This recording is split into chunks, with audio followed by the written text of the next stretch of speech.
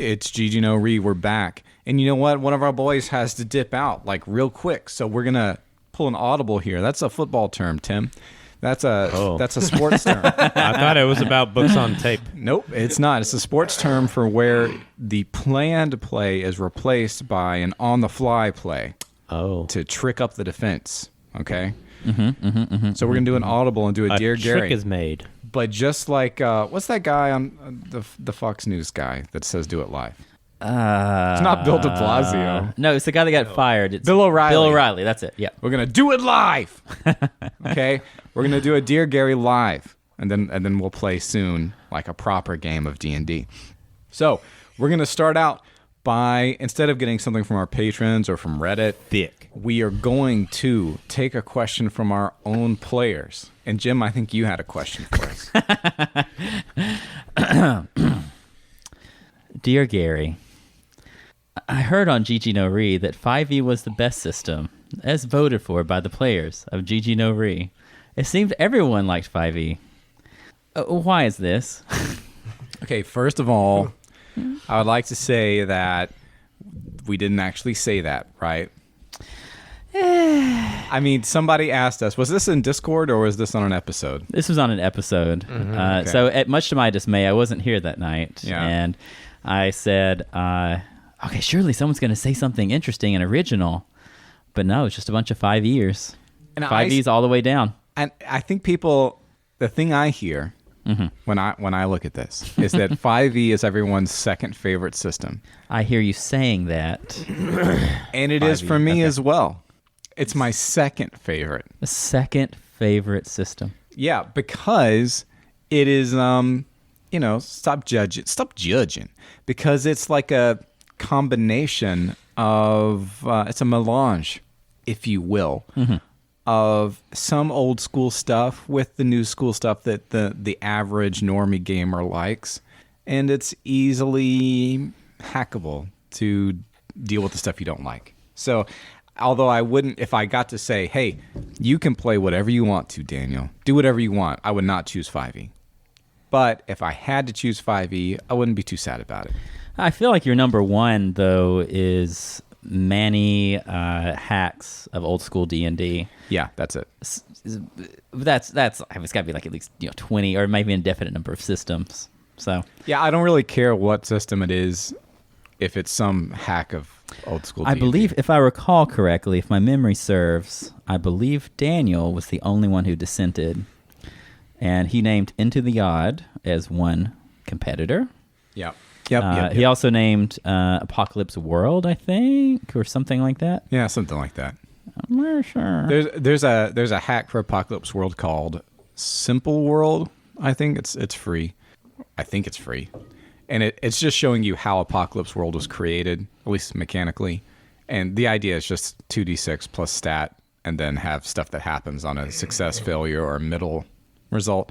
That kind of stuff is, I guess, my favorite just because it's so simple and easy to handle and easily extensible. But then on a second level, if I had to play a D&D game, 5e, because it's so much more clear and modular. It's clear and modular. Yeah. Well, I want to hear from other people who haven't thought about it as much. Yeah.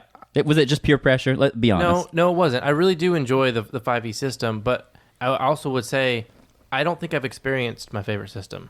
I don't think I've played it. Like you haven't found that system yet. I think that I could like something better than 5e. I just haven't found it. Would you say that there's some of Daniel's a system-shaped hole in your heart? Yes, absolutely. Some of Daniel's homebrews I would love to say I liked better than 5e, but the problem is I don't know what they are because the rules changed every week. So snap. So I can't, which one? I mean, which do you have like some nostalgia for of Daniel's like nostalgia? System? Something that happened 2 years ago. Yeah. Well, I mean, he looks like fun. He says, gee, if this system were just a little bit more like Daniel's system." Yeah. Like, what do you think about? What do you fantasize about? I liked some of the. Tell me your fantasies. I loved when we were playing.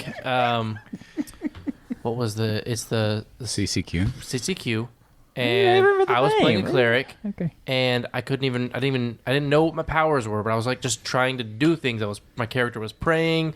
Yeah, and that's still he was telling in me my to act in my stuff most out. recent CCQ. That's still the case. The clerics don't get any information about what they can do if I they think can it's do anything. super cool. Like to me, that's probably one of the most interesting things that I've played. Not knowing what you can do is- at all is really interesting. You got to have faith. But I'm also But here's the thing. That's literally Here's the why. thing. I'm also the guy who likes to go and read the 5e book and try to break the game. Like I want to. But at the same time, I also love the mystery of trying to figure out how my character works. So I don't know. Maybe your character they're so doesn't do polar anything, and opposite. he's just like a worse fighter. Maybe. Yeah. Maybe. So if this were printed for other people to play, it couldn't be a surprise or whatever. Like, Actually, it could be. When would you roll on a table? No joke. So I'm writing. Actually, I have joke. I've already written the cleric class for my system. We just haven't played it since then. But the rules there are no rules for clerics. You literally just have to make up your own thing and don't tell your players what it is. That's the rule. Yeah. And then I Do you I will help give them? my Do you help them? I will give Like- my sample, like what I do. But when you play, I encourage you not to do that. either be like, the the Shrek fedora tipper, and it's like, actually, there are no divine powers, and you're just deceived. Pray all you like, cleric. No one will save you but science. So that's fine. TM. I feel attacked right now, but That's okay. So I think that's a legitimate way to do it. All the way to, you look in the book and you say the words, and then your bound, chained God has to do whatever you say. so your magic secret rule set is to not provide any rules for it. Yeah, but that's make the something up. only case. With every other class, everything's laid out, right? But with the clerics, it's kind of fun if you don't know what's going on. How much of that should be player facing? I mean, should they know that they don't know what's going on? So what I'm doing? Okay. I'll just tell you what I'm doing. Yeah, you just laid out. Yeah. I have a literal, this is based on my own real life, but there's an actual prayer book that you get as a cleric that has like ceremonies in it, word for word, and prayers. And so you as a cleric player would be like, well, I guess I should say this prayer because it's in the prayer book and it's contextually appropriate. I have no idea if it's going to... The book doesn't tell you if it does anything. It just... You think that your character would do that. And that's maybe what you do or maybe you don't. And then the DM has his own corresponding set of rules that tells him what to do when this situation happens. Now, do you find that preferable to 5e's handling? 5e is very precise about what being a cleric means, what powers you'll have. You can plan ahead for 20 levels if you so desire. Yeah. So Or even... Okay. Very different, and this is something that you guys might not have looked at much, but NGRs... that's Neoclassical Geek Revival. Revival, yes. Yep, that's right. The second edition had a very different mechanic for divine powers and for like priest powers. Which I do like. I enjoyed it quite a bit. I thought it was nice. And it's also pretty freeform in that it kind of has like categories of faith-based things that you do to earn like faith points. Yeah, it's basically like you get merit points and you can cash them in to do stuff. Pelagianism. Yeah, you can cash them in to go to heaven. There you go. No, they're all gracious. It's semi-Pelagianism.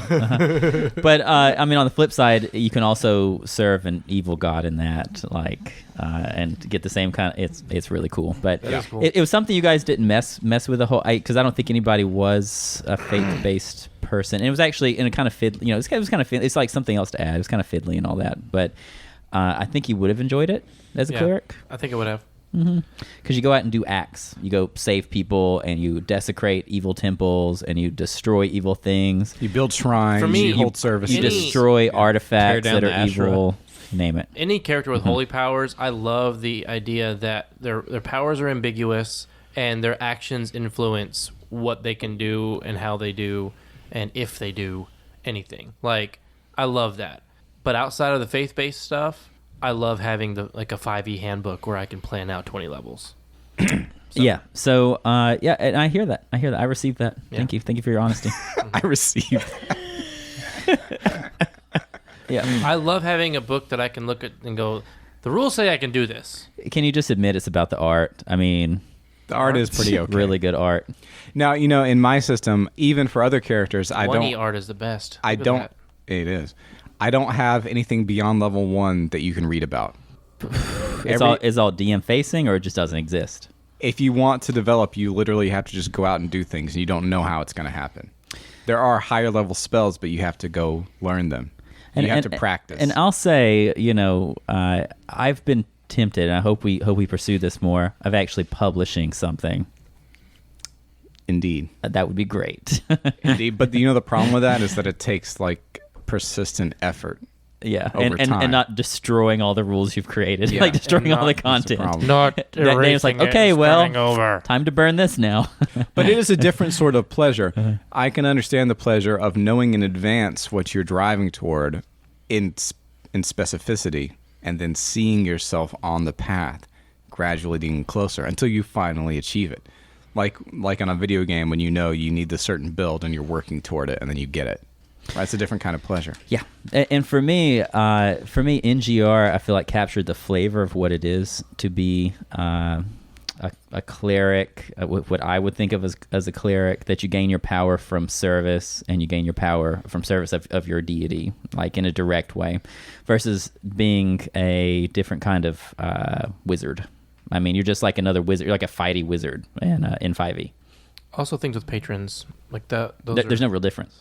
There's no difference. Yeah. Yeah. It's like, what is it in D&D? Is it a sorcerer that has patrons? Warlock. No, warlock. Warlock. Warlocks. Yeah. Well, technically in NGR, Neoclassical Geek Revival, the clerics are just a subset of wizards. Yeah. So, yes, maybe. So you create your own class, but I just mean that But an they are very essential part of a cleric is Yes. I find their magic, their faith-based magic, and I feel like it captures the faith-based magic really well there. Okay. Yeah. I get you. I know what you're saying. Yes. All right. So Stefano, Jim, I mean, if you why want did me- you say 5e? If you want me to have a different system, No. then run it again. I didn't really Let's do chime in because I think that my answer's already been kind of hinted at, but I'm like new-ish. I've been playing with y'all for, I think, 2 years or something like that. And since I've played, we did a bunch of the Dungeon Academy stuff, Okay. and then we did a whole bunch of literally one time. Wait, you were in Dungeon Academy? Toward the end of it. Whoa. That was when I started. And then there was a whole bunch of one-shots that I had no idea what was happening. And then we never played them again. Like toward the end, I think I started figuring it out, and then we never played it again. And 5e is just easy. Like it's easy to pick up, and the double-edged sword aspect of 5e to me is because it's so easy, it leaves room to really explore your character, but it also makes it where you don't have to do that. And so that's the only it's kind of double-edged. Are you saying it's burdened? It's overdefined? It's No. overdefined mechanically, so you look at your character sheet for what you're supposed to do. Yeah, and whereas you can- don't look at the fictional world for what you're Right, supposed and to. you could Yeah. spend the whole time basically just playing from the character sheet. We have done that many a Yep. time, Yep. and Yeah. when we played 4th edition, it was even more so. You literally look at this. Your character sheet is like little cards that have moves on them. Right. Your And- power cards, yeah. Moves and power cards. And it's really funny. So I guess we haven't really talked about it before, but I really like that Pathfinder campaign that we ran through the AP. Yeah, the quick start or whatever it was. the cauldron thing. Oh my gosh, I'm totally blanking on the name right now. I don't It's remember what awful. it was called. Well, It was the horrible. playtest, right? And that's the No. We started way back in the day. We started in 2002 or 2003 with the Shackled City. That wasn't AP. Pathfinder. That was No, not Pathfinder. that's 3.5. Yes. So no, it originally started as 3.5. Okay, but we played it in 4th edition some years later, Okay. Yeah. and then we played it in 5th edition some years later, upgrading each of the things. And I'll say, so playing the same adventure path. We didn't replay any content, but it was chapter by chapter. We played in 3.5. We played in 4. We played in 5th edition. Okay, we didn't do anything else. Okay. And a lot of that, like 4th edition stuff, was lovingly translated from 3.5 to 4th edition by yours truly. If you It's true. care, We went on a trip down to Mobile to his apartment when he was in med school, and we played. I remember I was a ranger, it was and a really good time. and I had the stance. Oh, I took remember. I can't remember. It was some stance of something that 4th edition, Uh-huh. and it like lets me shoot an arrow as a free attack every time some creature moves towards me. And That's I right. remember I was high on Benadryl the entire time because there were cats. Because they're there. cats. Because my roommate's cat, Solly. It was great. But anyways, Fried pickles. it was a good time. Though. It was a good time. And then we played 5th edition. Okay. Of those 3 editions, I do have a soft spot for 3.5. Yeah, that's what we started with. Yeah, I do. It was. There's so much I like about it, really. But I will say probably the best edition of those is 5th edition. I just have to Yeah. say. 3.5 is very similar to 5th. It's just like a more rationalized Advanced. version of 5th. Out of 3.5, I I think. hate to be a tour, but there was this one time that they had to fight a beholder. Turns out, spoiler alert, the mayor of the city was actually a beholder. What? Yeah, he fit into like a little suit of transmutation or whatever. Why do people do this? So he walked around as a man all the time. Anyways, so they had this climactic battle where they fought this beholder.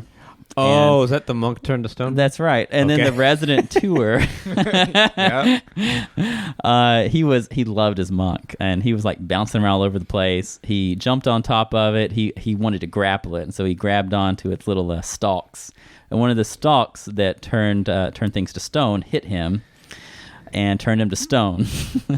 And then he fell from a height. We had to do the math, We had to crunch the numbers for how much force that would actually cause and what the likely damage would be. or like And we calculate how much you weighed. Like if you got That's turned right. to stone, how much would you weigh? That's right. And how high up was he when he turned to stone? It's one of those really nerdy, like tour kind of moments. It made for a great story because he landed on the beholder and it crushed him. The beholder could not hold him up. It was ridiculous. Well, it didn't kill him, but it almost killed him. it pinned him to the ground and almost killed him. That's right. And then he tried to escape by floating up into a little hole in the ceiling. Mm-hmm.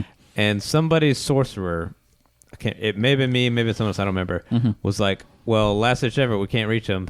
I throw a dagger, I guess. And it was one of those really funny times. That was in 5th edition, by the way. Literally like 1 HP kind of a thing. You happen to hit him with your dagger as a sorcerer, and you actually killed him. Great. It was great. Yeah. But it's one of those times on the that podcast, isn't it? It might have been. I don't No. think so. I think that was pre-podcast. I don't think any. I I don't know think the any story. shackled Yeah, it city. may not have been. I don't We think- probably talked about it once. Yeah, I don't think any shackled city actually made it No. to the podcast. That's one of our ever. favorite D&D stories, though.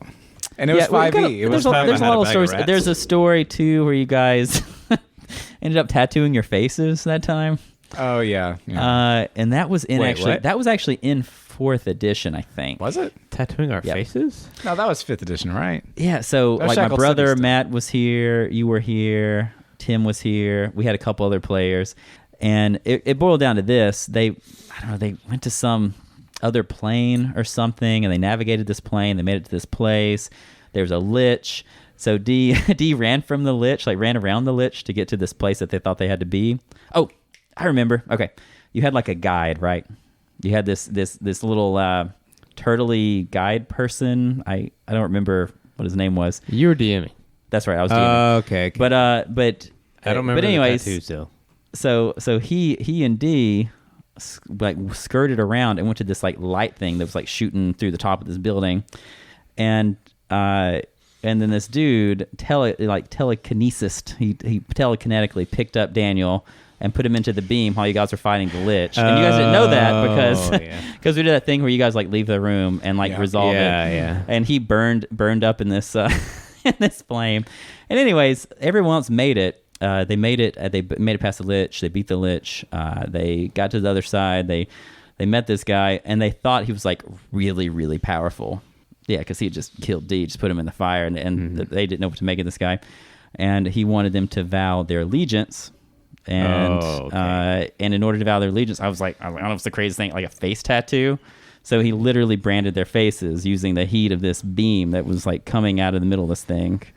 and they accepted the brand, and then that became a character in Shackled City. It was like their patron. That's right. That's right. We served him.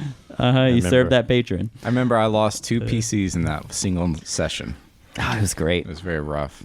But anywho, so all that to say, 5e can be good. I understand why you say 5e. I understand. I But feel like it's the number. It's most consistently number 2 because it can appeal to so many audiences. wait, but it was your number 1. That's Well, true. I made it my number 1 because it was so appealable. And it was so. It was like it's not like I would probably still go with like in many ways it's hard for me to not go with 4th edition because I do like that.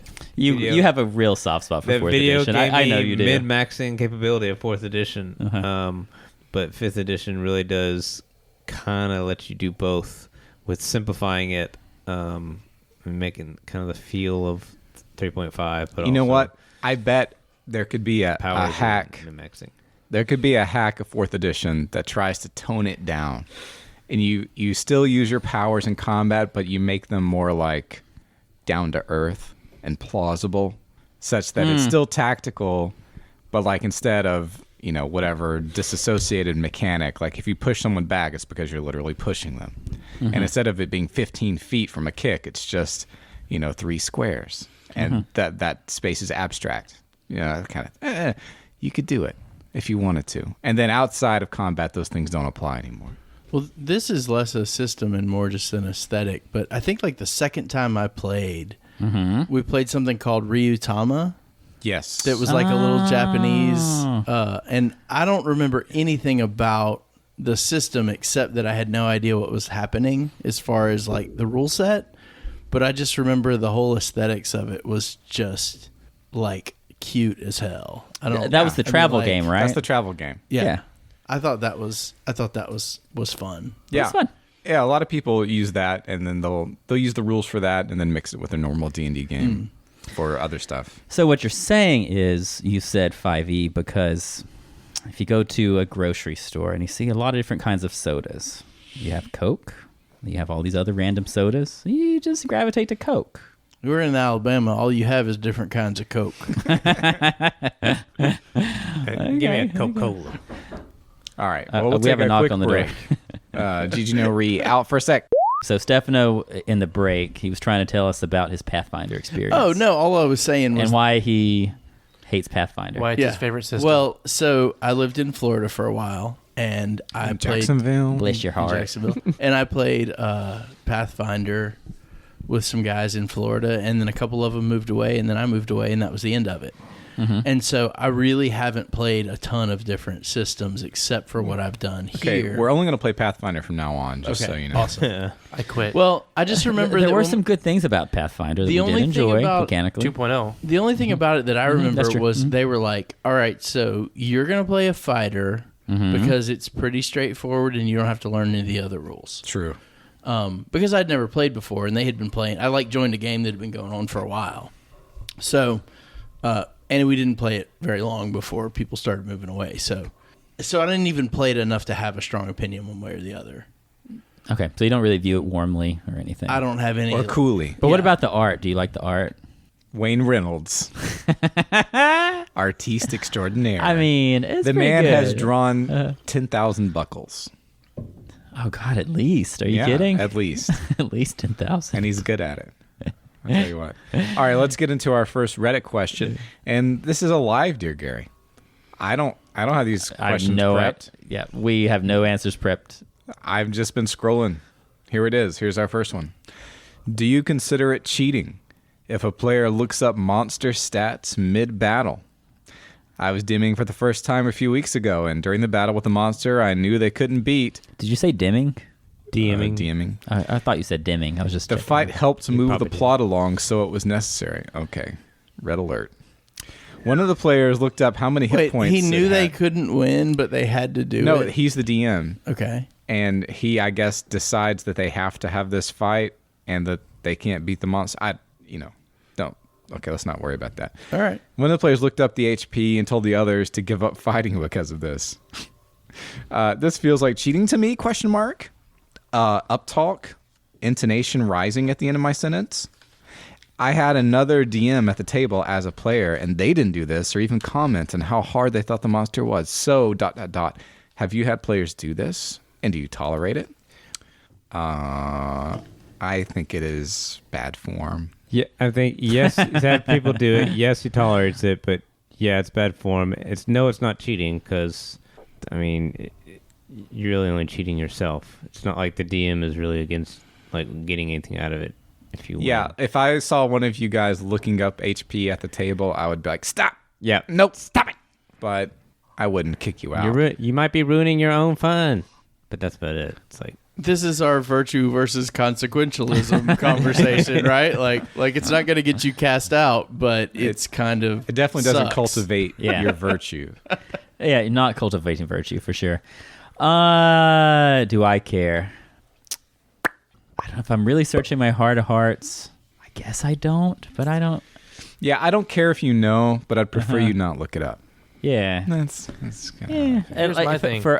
We play so much. We played so many times. So we know roughly we can gauge like what the difficulty of a creature is. You know. Go ahead and look it up, but I don't think there's anything wrong with the DM not presenting the monster with stats as is. Like, so the book might say that, but that may not be how the DM wrote it. He may have wrote it slightly different. trick is made. May have written it slightly different. But then that also goes to another issue. Is it virtuous to change the monsters? If you set a certain expectation in the game world and you're playing by a rule set like D&D 5e, should you change the monster stats? The rules are more like guidelines than actual rules. It's like the players changing their powers on the character sheet or something like that. no, not the same. You can have a conversation with your DM about that. Uh-huh. And Yeah, I feel like It's like we have made a contract that we're going to play according to this rule set. Yeah, okay. Because it could get really annoying if your DM is like changing up the rules for the monsters all the time. I know because I've done it, and people have been really annoyed. We're at like, me, hey! and it's justified. So I think you need to say, "Hey, I want you to run them raw," and then he needs to say, Yeah, yes it's a or no. skeleton, but it's a 6 HD skeleton. Yeah, and you can't hurt him except with black fire from the abyss. Because it's super cool well, skeleton. I think you could also work that in. Like, there's something different about this monster. You don't have to say that outright, but you can describe the monster in such a way that you think, oh, something's weird about this monster. If you're going to vary the stats, I mean, you have to make it clear that you're varying the stats, I feel like. Otherwise, it's like you're just trying to get this, like, gotcha thing. You know, oh, gotcha. Maybe. Whoop. I think- you choose to fight the skeleton? I mean, I guess it depends on why you're doing it. What an idiot. Yeah, Gotcha. I think it would only be fun if you completely randomized it. So, like, you ran into a bunch of them and they had, like, no armor class and, like, 1 hit point, and you were like, wow, we just killed 37 skeletons. And then they meet, like, 1, and it's like Completely Like a level randomized 20 the skeleton. adamantium skeleton in full plate armor and a chainsaw. Oh, this is the skeleton god. But if Save versus death if they at set its it up site. on purpose, that wouldn't be fun. But if it was completely random and no one knew, then I think that would be funny. I would hate that. Fascinating. Yeah, I don't know. I think looking up the monster stats is probably, like what was the word you used? Bad form. taste. Or bad form. It's a faux pas. It's bad form, but I mean, I don't know. I don't think it's. I wouldn't. Fine. Okay, It's not okay, cheating. okay. I would not call it cheating. I would not. Go So as far as call it consider cheating. this: is there not enough going on at the table that someone is able to look up the monster stats and analyze them and talk to everyone about them? Maybe That it needs to be busier. Maybe you got to keep that Yeah. pace. If you're fudging your Yeah, rolls, what are you doing? What are you doing looking up the character? Go. Right. Cheating would be fudging your rolls, This ain't no cutscene. fudging your money, those kinds of things. Like Yeah. Guilty. that's cheating. Look, I didn't say I've never done it. I just said it's cheating. Well, but so like in AD&D, where you have to declare what you're doing before anything else happens, and then you have like 10 minutes of sitting there watching other people do math. Well, You could totally do that in that. I mean, it wouldn't be. I'm 10 not saying minutes. you should. It I'm wouldn't just- be 10 minutes if we kept playing.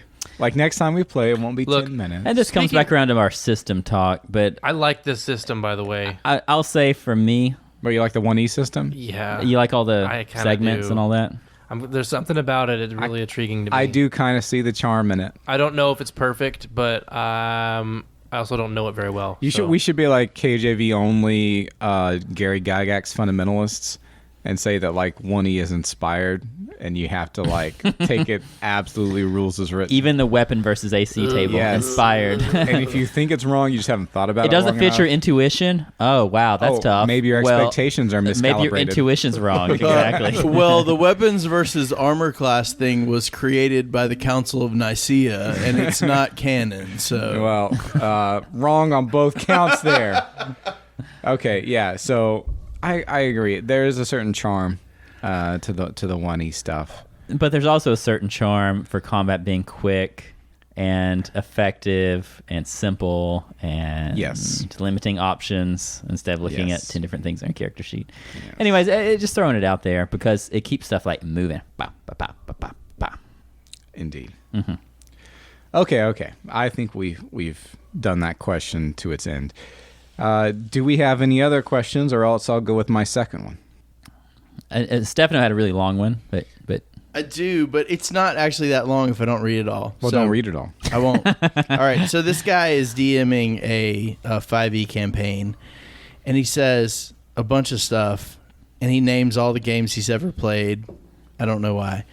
Then he says, that being said, I'm running into a recurring issue with one of my PCs, and I was hoping this stellar community might have a helpful suggestion or two. what is the community? Probably GG No Read, to be honest. Oh, okay. Thank you. He says, D hates the word community. So. It seems that every character this player, who's also my roomie, brings to the table, he gets really into the character's backstory and motivation. This, of course, is great. I love it. God, this is long. But invariably, the characters this player has end up having motivations that don't lend themselves well to the rest of the party or the main storyline. His characters are less interested in helping others and usually have some ultimate goal completely removed from the plot line of the game. This leads to arguments with the other PCs about whether or not to help certain NPCs, and he quite often seems uninterested in following the rest of the party and driving the story. I'm running out of tricks.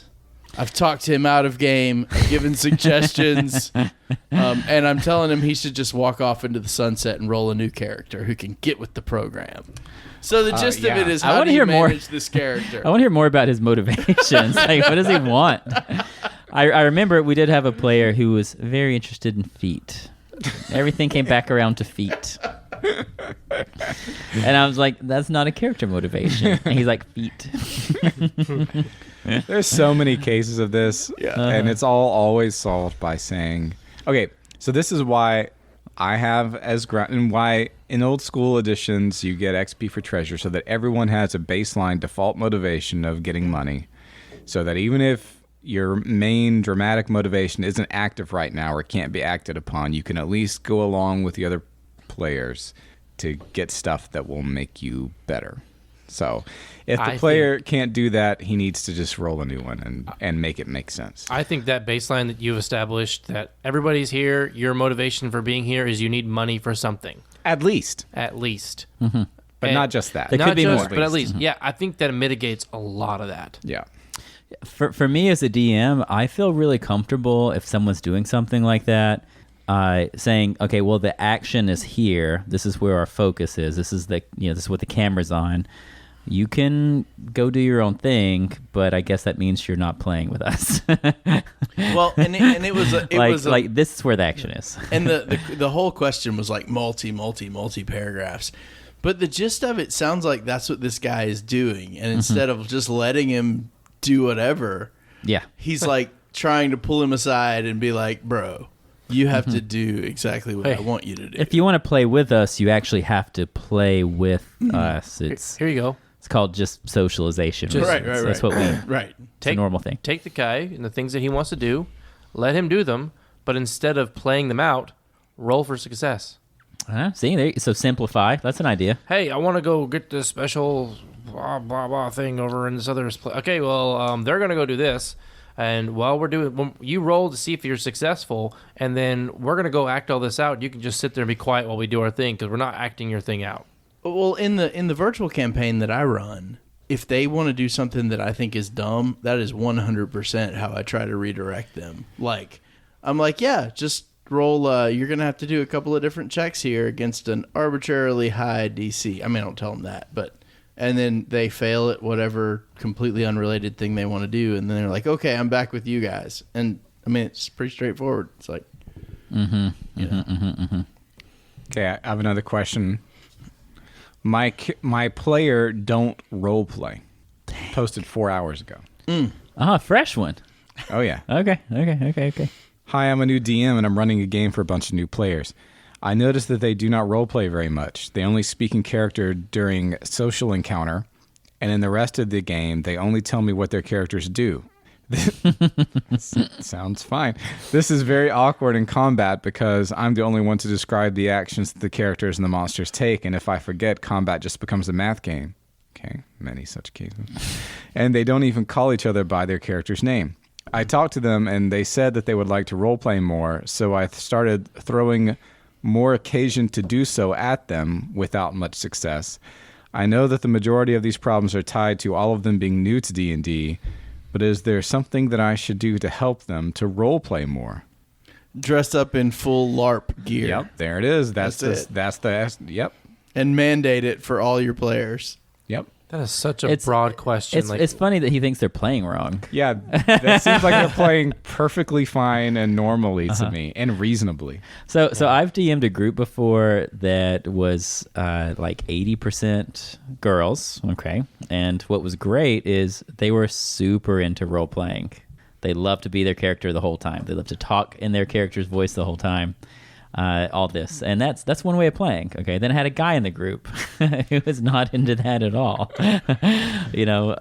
So I mean, it's just player preferences, really. I mean, And the funny thing is, he says they only talk in character during social encounters. Yeah, like that's when you're supposed to. That seems right. Yeah, I know. And the funny thing is, the first comment, the top comment, prompt them with questions. I attack. Well, what does your attack look like?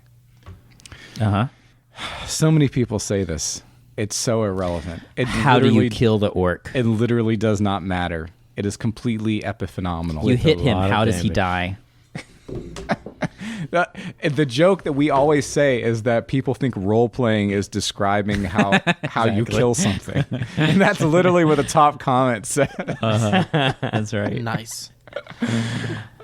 So there is no problem. Role-playing is not speaking in your character's voice. That's not. You can speak not in your character's voice the entire session and still have role-played. If I text one of y'all and don't call you by your character name, am I like... And I think I'm so glad. What he may in fact have is a systems frustration. He may actually be grinding down into some math, and that's all there. He wants it to be you guys making important decisions, important things happening, like, events moving forward, exploration. He wants it to be all this stuff, but instead they're just grinding on math. And these are new players who don't understand how the math works, so all they're talking about is math. Yeah. Oh, okay. So it could be expression of a system frustration. That's absolutely true.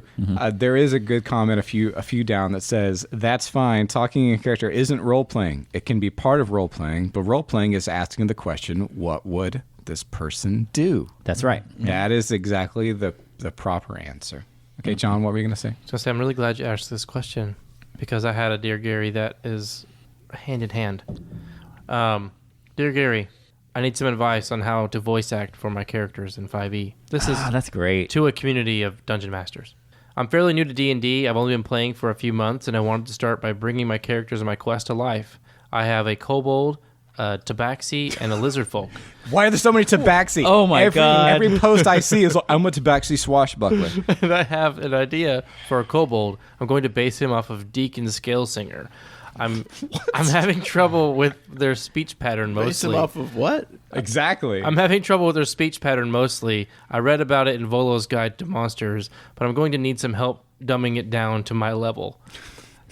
So the first comment, the first sentence of the first comment is, you also don't need to do this. That's the top comment. Yes. You also don't need to do this. Stop. So what's great is he's picking like animals. So He's picking unreal creatures, animals, and he's like, "Let me talk like them." So Tabaxi is like a cat furry, Yeah, right? it's a furry. Uh-huh. It's a It's cat a That's furry. right. Yeah, that's the answer. So it's like, how does a lizard talk? Did yours do that? Yeah. Okay. If a lizard talks bumping? like a human, just talk like a human. I don't understand. No, the correct answer is just look at what Skyrim does and then do that. That's great. Khajiit has aware. No, I'm just saying. Tabaxi. Yes. I mean, all these things have been anthropomorphized creatures, animals. Just act like a human, and you're doing it right. I don't understand. Like they can have a funny voice if you want, but just talk, because that's what they were designed to do. They weren't designed to talk like lizards and to like hiss and like crawl around. Just overcharge people for crafting ingredients. And That's right. Role played Exactly. as a cat. It's a vaccine. person. Yeah. Or like hiss and meow and strut. I don't understand. Hith. But yeah, seriously, if you do want a nice accent coach, literally just look at video games that have those kinds of characters and then just do what they do. It's that simple. It's that simple, folks. Imagine, I'm saying it's even yes, you can copy stuff like that, but I'm just saying it doesn't But who matter knows because what they an are supposed to be actual- humanoids. who knows what the actual like half human mouth would sound like when it speaks. Yeah. So my advice would be just try to look at a cat and like move your mouth and hold your mouth in some way that makes it feel more like a cat's mouth. I mean, I don't know. It's So gonna if change it the way works you for talk. me, They would definitely sound Welsh. John, so I take dry beans and then I take cotton. Okay, so on the outside of my There cheek, you go. I put dry beans. Now we're talking. No, listen, I take dried. They have to be pinto beans. Okay. So I line the outside of my cheek with that. How many? Okay, then I take cotton. How many? As many. It depends on the cheek. Okay. I take about between 3/8 and 5/8 of a bag. Do you have a specific Uh-huh. terroir I'm a you're small looking bag. for with your pinto beans? Like like only from like I- Oaxaca or something? I also take a I don't think handful that of matters dried much. rice. Shove it in there too. Yeah, and then you take cotton and you put that on top of the beans. Mm-hmm. Okay, and then you hold your mouth You like got this. yourself a stew going, baby. You hold your mouth like this. Hello. I usually Hello. take a handful I'm- of saltines and I crush them I'm up commode. and I shove it in I'm my now mouth commode. and then I whistle. This is my That's right. fish pussy. So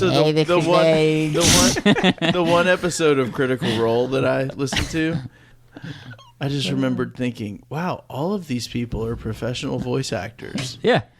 And all of these people are really bad at all of the voices that they're doing.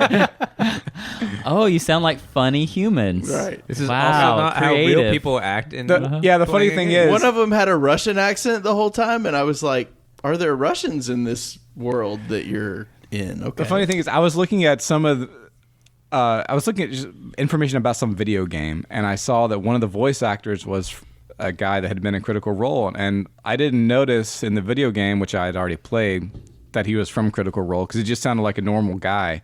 And yeah, that's the way it is. Like the voices that they do are not voices that they would do professionally. Right. It's so funny. You can also do the Demosthenes. Just put a bunch of pebbles in your mouth and then just talk. Yeah. The guy who did the Sid the Sloth from Ice Age, I think he put like a pickle on the top of his tongue or something. So Put a pickle John on his tongue? Leguizamo. there you go. Yeah. There we go. Mechanical Luigi. voices. There you go. There In we the go. original Mario Brothers movie. I don't remember what he sounded like. No, I was just saying John Leguizamo was Luigi He in the was original. Luigi? Yeah. Oh yeah. Oh my god, that movie. Yeah. Oh man. It's been a long time. My wife's been trying to get me to watch the movie for so long. Remember the The original Koopas? Mario? Remember the Koopas? Yes. Yeah, you need The to watch it if you've never Toadstools. seen it. Bowser. I have actively avoided watching No. it. I own it. It's at my house. It You is have something. it? Dude. I own it.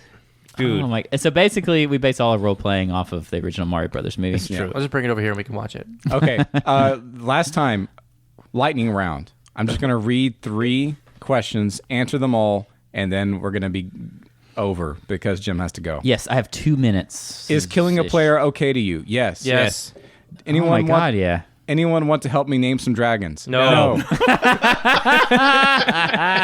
I'm a professional DM. Ask me anything. No. No. All right, that's it. GG no Wait, professional? Yeah, okay. For yeah. money? Hold on. I make $10,000 I want to every know 3 this. years. I'm a professional DM. Ask me anything. Tell me about your 401k. Credentials, please. Show me your Sources. certificate. Show me your diploma. Why are you professional? Oh yeah, I figured I'd take this as a chance to spread awareness Of what? of being a professional DM. Oh. Curious. He went Professional implies you make a living DMing, or do you mean you charge people to DM for them? I don't make my full living off of it, but I've been charging people for Don't sessions say. for almost 2 years. No way. So I Nice. think I can call myself professional. LOL. Nice. I have another job outside of DMing. Well, so do I. So I guess I'm a professional. did- Hey, how pay did me I not pay me this way? $1, and I'm. Oh my God, we're professional DMs. Yeah, because we get money for it. We get money and we DM. Yeah. Oh my God. Look at that. Well, would you look at Well, I that? need to add that to my resume. Yeah, everyone who has DM'd Uh-huh. for GG No Re, Uh-huh. you're a professional Snap. Heck yeah, man. I've only done it I need a once. name tag. Yep. Jim, professional DM. DM. Yeah, I'm gonna. I'm gonna wear that to Dragon Con this I'm gonna year. update my r/D&D flair. This is inspiring me to DM more Yeah. now that I'm a professional DM. Oh man. All right. Well, that's been it. GG No Re.